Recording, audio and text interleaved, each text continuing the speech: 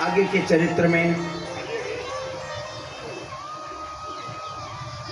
चरित्र में बड़े प्रसन्नता से और जलंधर का युद्ध होना।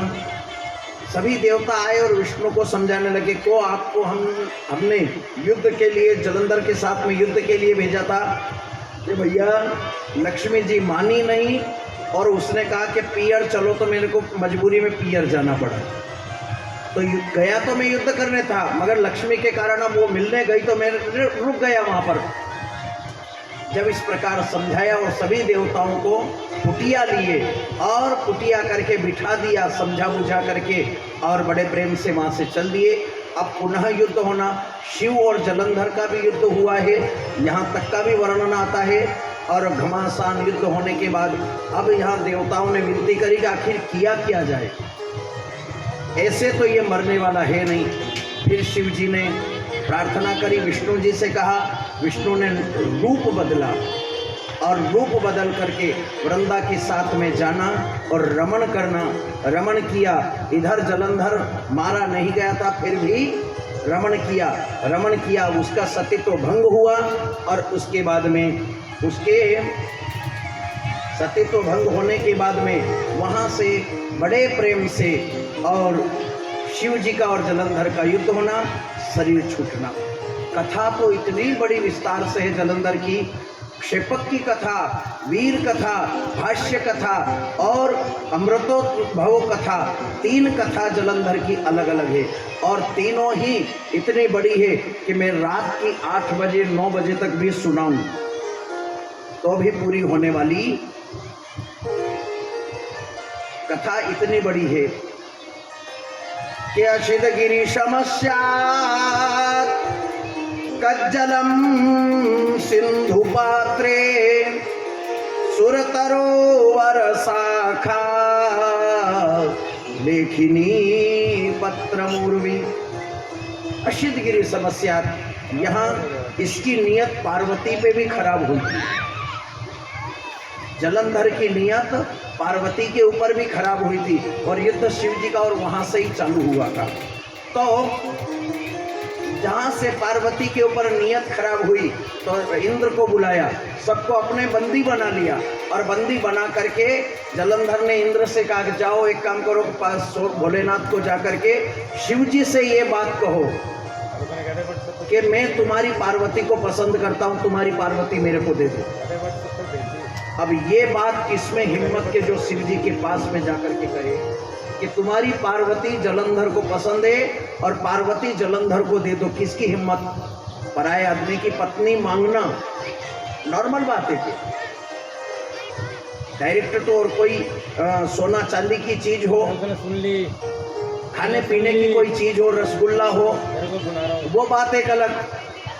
स्त्री रत्नामेषा कल्याणी त्वया कस्मान्न गृह्यते दूतत्वम भगवान पार्श्वम शुंभनी शुंभयो, इनको भी भेजा गया पर शिव जी के सामने कोई नहीं गए। अग्नि, वरुण, वायु, कुबेर सबको भेजने की कोशिश, कोई भी जाने की हाँ ही नहीं करता। राहु नामक एक दैत्य था, उसको बुलाया और उसको बुला करके राहु को बदला लेना था, तो उसने हाँ कर दी और जलंधर ने लालच दे दिया राहु को, पैसा ही पैसा दे दूंगा, राजा इंद्र की अमरावती जो है तेरे नाम करवा दूंगा, आज तो मेरे हाथ में सब कुछ, सारी रजिस्ट्री मेरे हाथ में, तेरे को अमरावती का राजा बनाया। पर तू एक काम करना मेरा, कि क्या, कि शिव जी से जाकर के ये बोल कि भोलेनाथ तुम्हारी पार्वती जलंधर को दे दो। भयंकर क्रोध आया, इसने जाकर के, और राहु ने डायरेक्ट के ही दिया। राहु ने आगे देखा न पीछे, कुछ भी नहीं देखा, और जब नहीं देखा तो भयंकर क्रोध आया, और भयंकर क्रोध आने के बाद में शिव जी ने एक कीर्तिमुख नामक गण को उत्पन्न किया है। कीर्तिमुख नामक गण को उत्पन्न किया और राहु के पीछे लगा दिया। राहु के पीछे लगा कि इसको खा जा, करूं क्या करूं, तक इसको खा जा।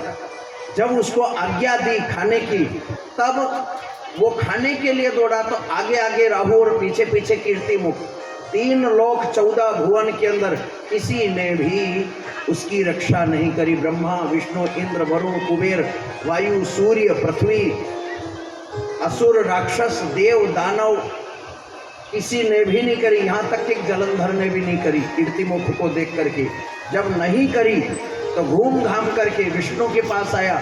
विष्णु ने कहा कि जिसने जिसने छोड़ा है उसी के पास जा, अपने आप हो जाएगी। गया वो और जाकर के शिव जी की शरण में गया और शिव जी की शरण में जाकर के भोलेनाथ मेरी रक्षा करो। त्राहिमाम शरणागतम के मृत्युंजय महादेव त्राहिमाम शरणागतम जन्म मृत्यु जरा व्याधि पीड़ितम कर्म बंधनै, पीड़ितम कर्म बंधनै। हे भगवान मेरी रक्षा करो। त्राहिमाम शरणागतम, जब प्रार्थना करी तब प्रार्थना करने पर भोलेनाथ ने कहा बैठ जा। राहु को बिठाया। कीर्तिमुख दौड़ा दौड़ा हाहाकार मचाता हुआ कीर्तिमुख से पूछा, भैया क्यों मस्ती कर रहा है? कि भोलेनाथ आपने ही तो पैदा किया। तो क्या पैदा किया मगर मस्ती क्यों कर रहा है? तो किसको खाऊंगा? भोलेनाथ मेरे को खाने के लिए दो, मेरे को भूख लग रही है और विशाल भूख लग रही है। मन में ऐसा आता है कि सारे ब्रह्मांड को हजम कर जाऊं। कीर्तिमुख शेर मुख का था और सिंह मुखी था और कीर्तिमुख नाम था उसका, स्वकीर्तिमुख। क्या नाम था? स्वकीर्तिमुख। तो कीर्तिमुख को जब इस प्रकार देखा, भोलेनाथ ने कहा कि क्या करूं, मेरे को खाने को दो। तो क्या तू अपने हाथ पैर खा ले। खाने के लिए तेरे को संसार में पता नहीं किन किन को खाएगा तू, और इतना खाएगा कि सारे जगत को खा जाएगा, तब भी तेरी भूख नहीं मिटेगी। तो तू एक काम करके तेरे हाथ पैर पेट सिर सब खा ले। पैर खा ले, जंघा खा ले, घुटना खा ले, पेट खा ले, भुजाएं खा ले, सब खा ले तेरा, केवल मुखमंडल बच गया बाकी। और कहा भोलेनाथ से कि अब तू एक काम करके संतुष्ट हो गया, पेट भरा गया? कि हाँ, कि अब तेरे को वरदान देता हूं, तू मेरा गण बनेगा। और गण बन करके जहां शिव जी का मंदिर होगा, जिस स्थान पर, उस स्थान पर पहले दरवाजे में दहली के ऊपर कीर्तिमुख का स्थान होता है। आप कभी भी ये नए मंदिर वाले तो जो मिस्त्री कलाकार होते हैं, सिलावट होते हैं, ठेकेदार होते हैं, इन लोगों को तो नॉलेज ही नहीं है इन चीज का, वास्तु शास्त्र का, आदि अनादि विज्ञान का।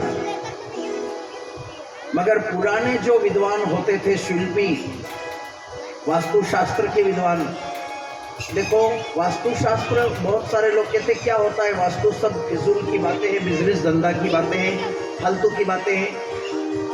मगर आप श्रीरंग जी का मंदिर देखो साउथ में, आपको वास्तु की कलाकृति जितने भी है वास्तु के ऊपर, वास्तु से संबंधित वो सारी के सारी हजारों साल पुरानी सब के सब आपको साउथ में मिलेगी।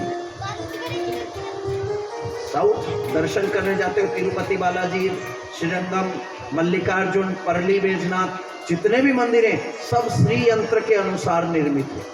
जैसा श्री यंत्र बनता है ना, आप लोगों ने देखा होगा श्री यंत्र स्फटिक पे आजकल कांच में भी और कागज में भी और फोटो में भी और कई प्रकार से आता है। तो पृथ्वी से ही उसका इस प्रकार निर्माण किया जाता है मंदिर का, ऐसा आकार लेते हैं समचौरस, फिर थोड़ा छोटा, फिर थोड़ा बड़ा करके।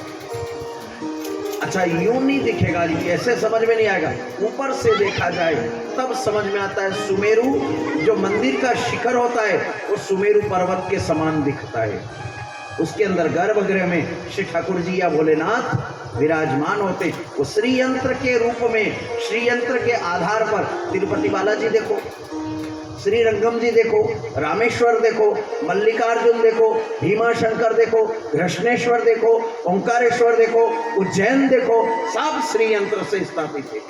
मां हरसिद्धि देखो, तभी तो ये आज तक फटे टूटे नहीं, इनकी क्षति नहीं हुई। केदारनाथ देख लो, कुछ नहीं हुआ, इतना बड़ा भारी कुछ हुआ था, कुछ नहीं हुआ। बद्रीनारायण देख लो, श्री यंत्र पे बना हुआ है। और जो आज के मंदिर हैं वो तो विकसित और प्रकाशित क्यों नहीं है? इसलिए नहीं है कि केवल इनको बना दिया गया है, मगर वो वास्तु के हिसाब से, शिल्पी के हिसाब से, विश्वकर्मा की आकृति के हिसाब से उन मंदिरों के निर्माण हुआ करते थे जिनके अंदर मूर्ति की स्थापना होती थी। द्वारिकाधीश को देख लो, गुजरात में दारुक वन में। तो मेरे राम जी, इस प्रकार से जलंधर का विवाह और आदि आदि जो हम सब कथा सुन रहे हैं, उसका अत्याचार मचना और भगवान विष्णु ने उसका सतीत्व भंग किया वृंदा का, और फिर युद्ध हुआ शिव का और उस राक्षस दैत्य को मारा। बोलो बांके बिहारी लाल की जय। श्री राजा रामचंद्र भगवान